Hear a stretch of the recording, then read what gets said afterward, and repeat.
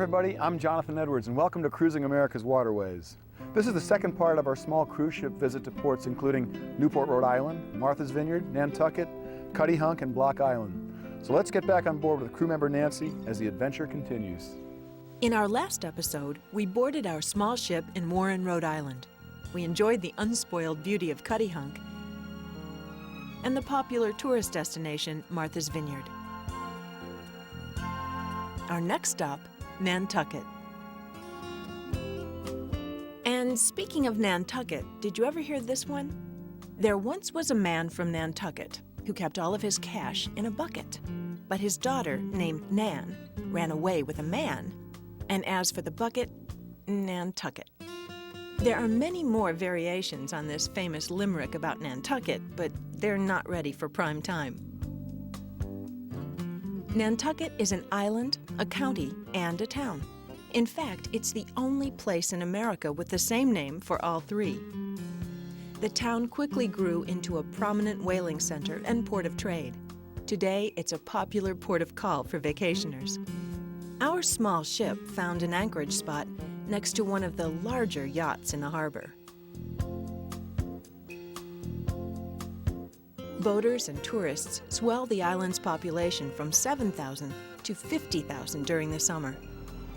Nantucket has a very busy harbor and there isn't much dock space, so rather than trying to go in and dock, we're actually anchored a little further out. As a result, we're going to take a launch to get into the harbor. The launch, provided by a water taxi service, runs from early in the morning until late at night. Boats are moored on a grid pattern that provides them with an address so that the taxi can find them and take their passengers ashore. If you're looking for sandy beaches, Nantucket is probably the New England island you want to come to. It's about 30 miles off the coast of Massachusetts, and it's 14 miles long and about 3 miles wide. It was found in 1602 and sold in 1659 for 30 pounds and 2 beaver hats. While this is a busy marina today, often sold out years in advance, it once served as a port for whaling vessels. The romance of the whaling industry is what Nantucket Island is all about. This is the Whaling Museum, a building that was originally constructed to be a whale oil candle factory. Today, of course, it's a whale museum full of memorabilia, and one of the interesting pieces are remnants of a boat called the Essex, which was actually rammed by an enraged whale, and this inspired Herman Melville's book, Moby Dick. More than 70 American ports sent out whalers, but by 1800, Nantucket was the whaling capital of the world. Whale blubber was boiled to make oil for lamps, and whalebone was used in manufacturing. Today, tourists board whale-watching boats, hoping to catch a glimpse of these mammals that are now protected from capture by most countries. And, despite an unfortunate incident involving Captain Ahab, whales have been an important element in America's growth. The whaling industry brought tremendous prosperity to Nantucket in the early 1800s. One of the remnants of that is some terrific architecture. These 3 buildings are called the 3 Bricks, and they were built by Joseph Starbuck, a whaling merchant, for his 3 sons, and as you can see, they're identical. No favoritism in that family.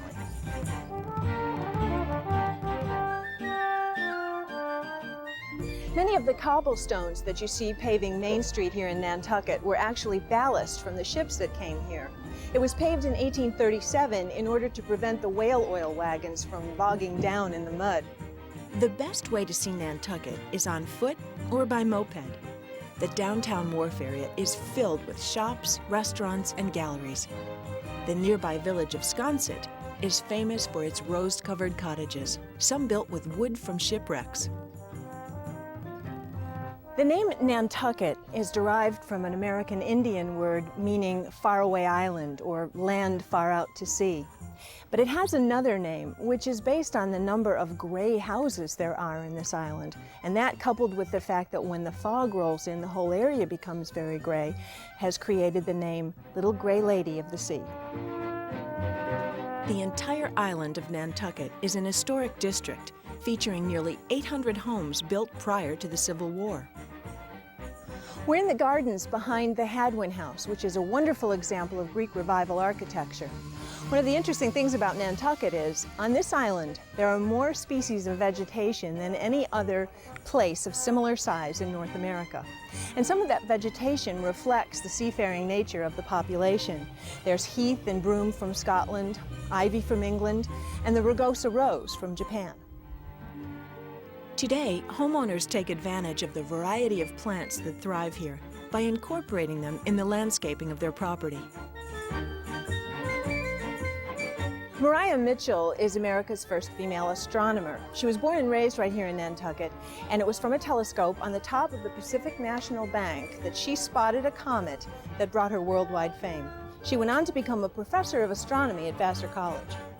Nantucket is rated as one of the best islands in North America to visit, and after a full day of touring, I can see why. I decided to return to our ship to enjoy complimentary beverages and hors d'oeuvres, and to make a quick change to warmer clothes. Nantucket is usually 10% cooler than the mainland in the summer because of its proximity to the Gulf Stream. We telephoned the water taxi to get a ride back into town for the evening. I couldn't help but recall the saying, "Red sky at night, sailor's delight." We had a gorgeous day yesterday. We had 95 degrees and flat seas, no wind, beautiful blue skies. And just to show you what can happen here on the ocean, today we're having a Nantucket sprinkle. Since it was raining, it was a good time to visit the lightship shop.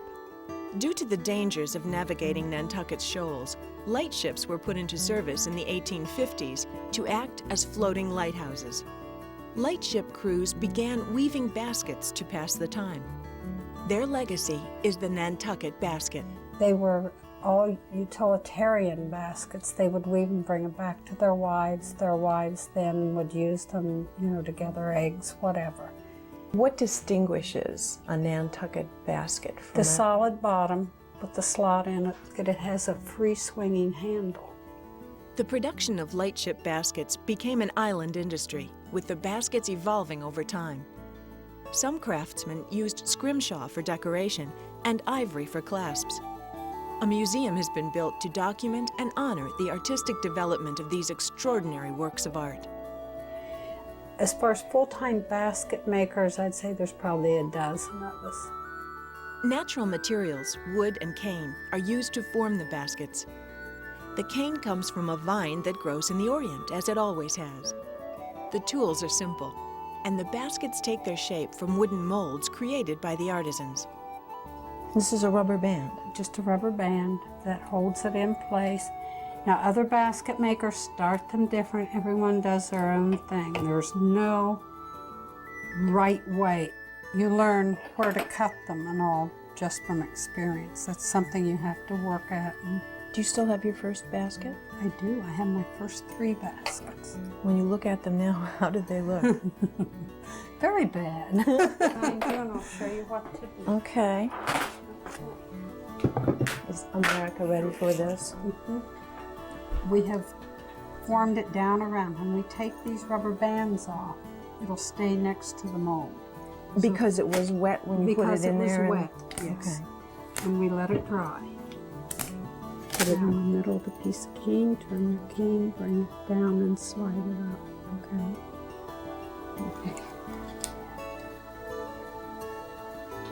Okay, come on guys, is this good or what? That's it. This is addictive, you know? This is great. I like this.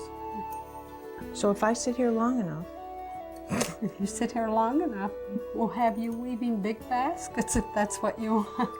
okay, go home. I'm staying here.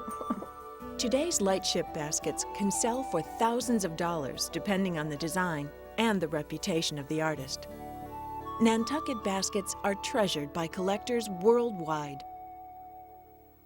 From Nantucket, it was on to Block Island, about 75 miles away. Block Island, which is kind of a unique little spot. It's kind of quite often referred to as the Bermuda of the North.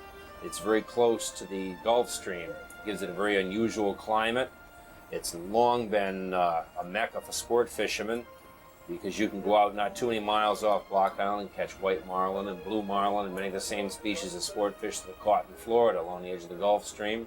It's a favorite for birders. It's on part of the North Atlantic Flyway, and it's mobbed in the fall during the migration with birders. The sun was setting by the time we reached Block Island's Old Harbor. Old Harbor was created in the 1870s when the federal government built 2 breakwaters. Before that, the island had no harbor, and residents were forced to land their boats on the island's beaches. Today, Old Harbor is the center of the island's commercial boating industry and a favorite port for pleasure boaters. We eased our way onto the pier where we would spend the night.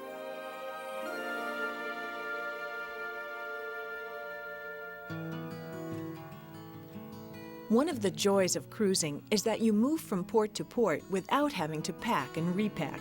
It's like staying at home and being on a trip all at the same time.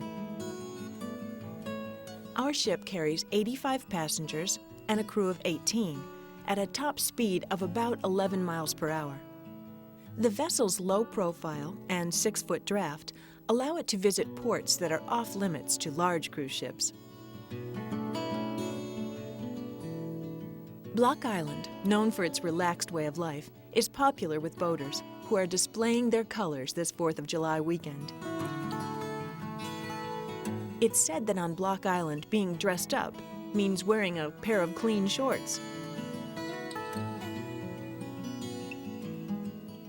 We watched Block Island wake up as we wandered around Old Harbor, the island's only village. The grand hotels that overlook the ocean are over a century old.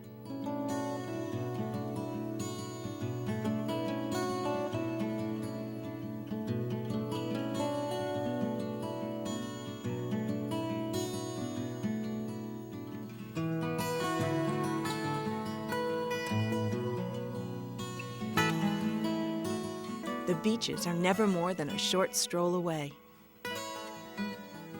Time seemed to move more slowly here. That may be why so many boaters find this a favorite destination. We're at the northernmost tip of Block Island now. This is where the original settlers landed. Block Island is about 12 miles off the mainland. It's 12 miles off the coast of Rhode Island and off of Long Island. Now, the big attraction here is birding, biking, and beaches, and I would have to add boating. But speaking of beaches, there are 17 miles of beaches here on Block Island, a place which is kind of reminiscent of Ireland with its rolling green hills and beautiful vistas.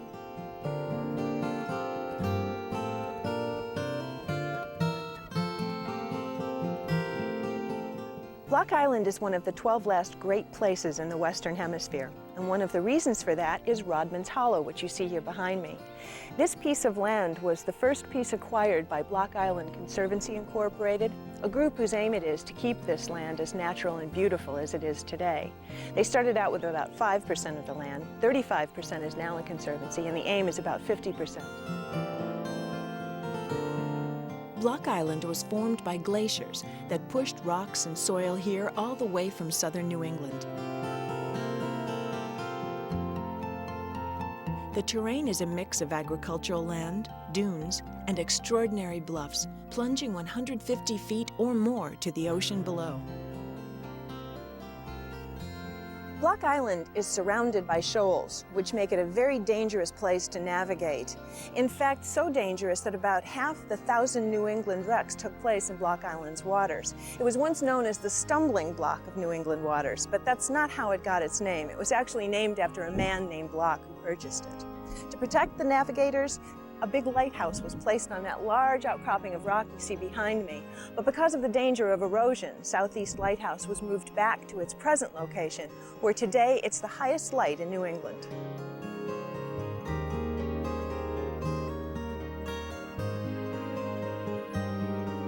The boat-filled view you see behind me is the Great Salt Pond. Block Island is about 7 miles long and 3 miles wide, and it's divided roughly in half by this Great Salt Pond, which wasn't always a Great Salt Pond.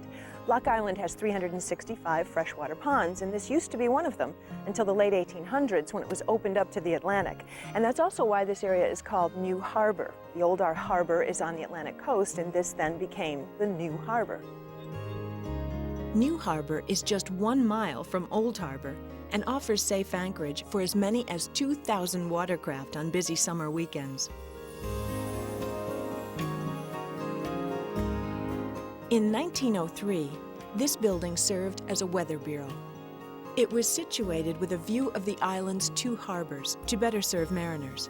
Today, it's an inn. Back in Old Harbor, our ship was preparing for departure. No, that's not our ship. From May to October, the ferries from Connecticut, Rhode Island, and Long Island bring thousands of people each day to the island to bike through its rolling hills, hike its many nature trails, and enjoy its beaches. Block Island is unique. It has managed to balance the demands of tourism with its ongoing commitment to preserving the island's natural beauty and lifestyle.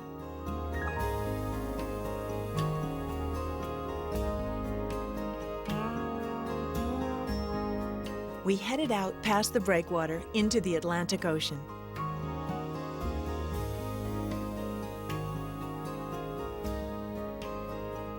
Newport, Rhode Island, our next stop, is about 2 hours away.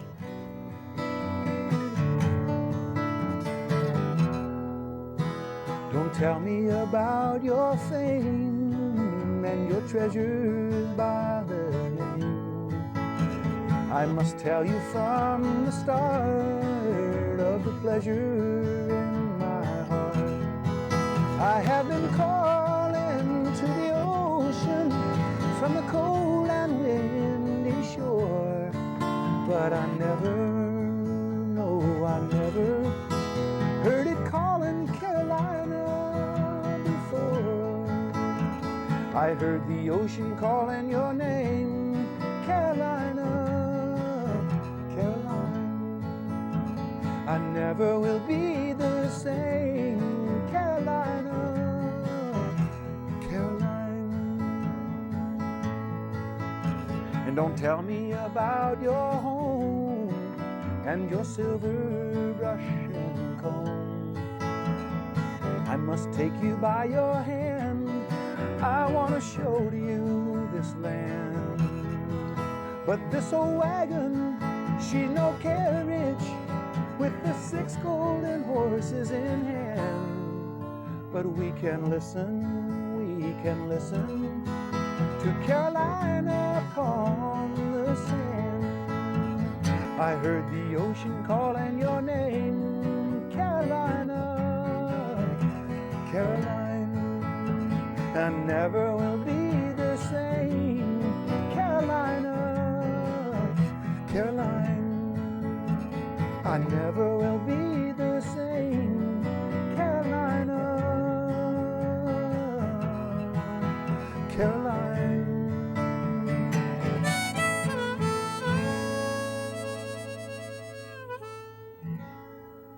As we entered Newport Harbor, we passed the former America's Cup contender, Courageous. As in Nantucket, Newport offers a water shuttle service. But with our ship docked instead of moored, we didn't need to use it. Once the lines were secured, it was time to explore Newport. Well, John, here we are at the International Tennis Hall of Fame and Museum in Newport, Rhode Island. I love it. This is pretty nice. We're going to be playing some tennis on the lawn courts. But tennis was introduced here to the glamorous of Newport in 1880 when this structure was built, because Stanford White and William Bennett, the builder, put lawn tennis courts in so that people could play tennis and see tennis played, because this was built as a sort of structure for people to do all kinds of interesting things, riding and games of all different kinds. So that's how this came to be, and I'm now going to beat you at tennis. I don't think so. I don't think so either.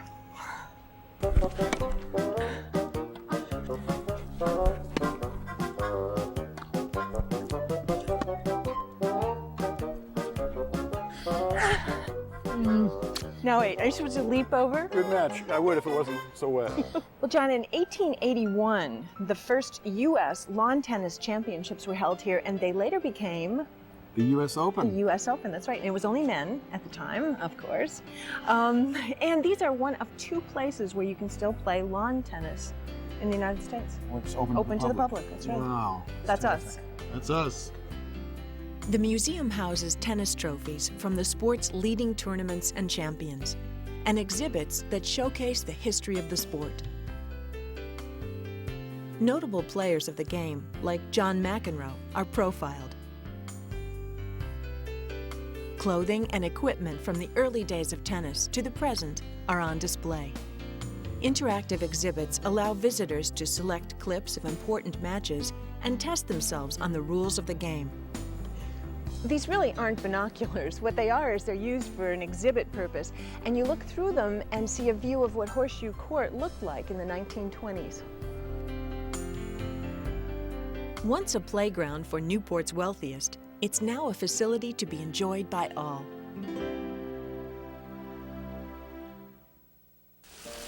Welcome to my home. I wish I weren't kidding, but this is the Marble House, which is without doubt the most ornate of the Vanderbilt family's what are ironically called summer cottages.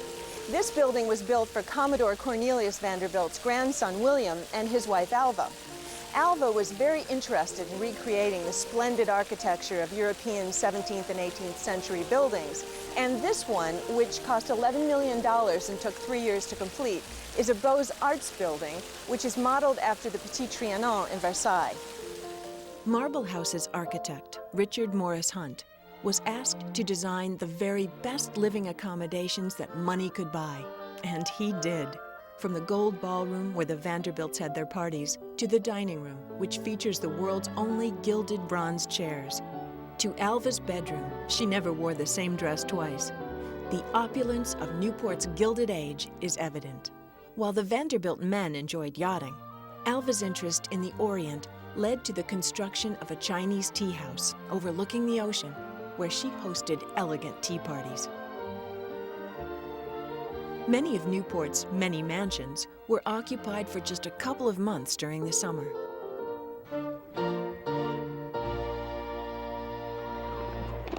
From the deck of our ship, we had a spectacular view of Newport's 4th of July fireworks.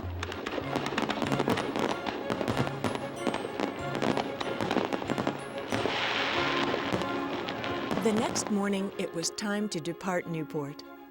As we made our way out of the harbor, our small ship was able to get close to some of the naval vessels moored here. Newport continues its tradition as a center for U.S. Navy activities. All too soon, we were back in Warren, Rhode Island, where our adventure began. 84 in Providence. Thank you. This was You're wonderful. most welcome. Right. Take care now. Take care. I hope to see you again. Well, Brian, Come back and see me again great now. food. I'm gonna hold you Looking to it. forward to it. Oh, you thanks, have yourself a nice ride. See you again. Thank you very much. Well, it's time to dock this edition of Cruising America's Waterways. Thanks for coming on board, and we'll see you next time.